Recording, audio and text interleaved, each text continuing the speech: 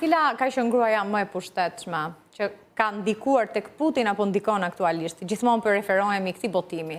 Për atë çfarë flitet që ndodhet në Monaco, në Monte Carlo, olimpike, ajo kampione olimpike, por për pastruesen.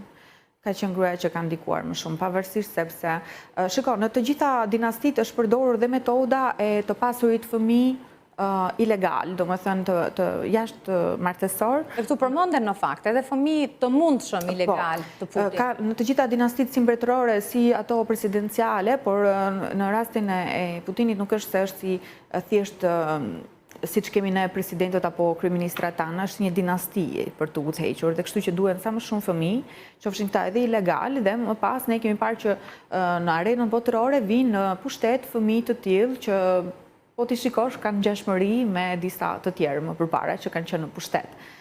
Marrim këtu edhe atë presidentin e mëparshëm të Rusisë, Medvedev, edhe ai ka qenë një fëmijë i jashtëligjshëm, i një prej liderëve më përpara të historisë së Rusisë. Pra të destinuar të bëhen lider.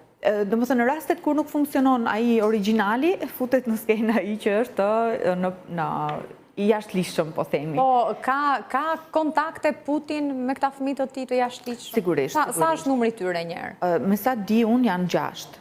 Të jashtëligjshëm? Po, të jashtëligjshëm. 2 prej tyre janë djemë dhe janë edhe pjesa tjetër që janë vajza, sepse ai patjetër duhet që sepse kishte 2 vajza legale dhe duhet që derisa të lindte djemë nuk ndalonte, domethënë.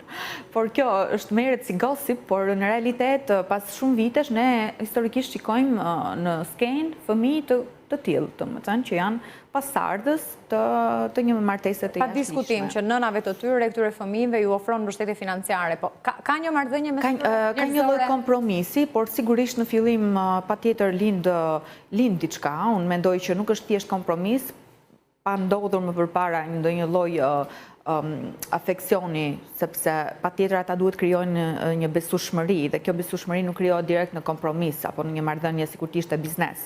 Sigurisht më pas bëhet biznes dhe nëse ka ndonjë, domethënë nga femrat që udhëheqin nëpër botë, femrat ruse shquhen për këtë lloj kompromisi dhe nuk janë shumë, të themi, empatike në këtë dimension. Domethënë ata janë të afta të sigurojnë një herë pasardhësit e tyre veten dhe shikojnë pak më ftohtë marrëdhënien dashurore dhe janë të preferuara pikërisht sepse nuk janë shumë të ngjitura, si themi, si femra. Janë pak më të ftohta dhe meshkujt i parapëlqejnë këta lloj femrash, sepse nuk krijojnë bezdisje, duan një kompromis dhe e gjejnë rehatin në këtë formë. Ndryshe nga Berlusconi që ka hequr të zitë e ullirit me këtë lloj femrash që ishin shumë të ngjitura dhe i kanë hapur shumë probleme.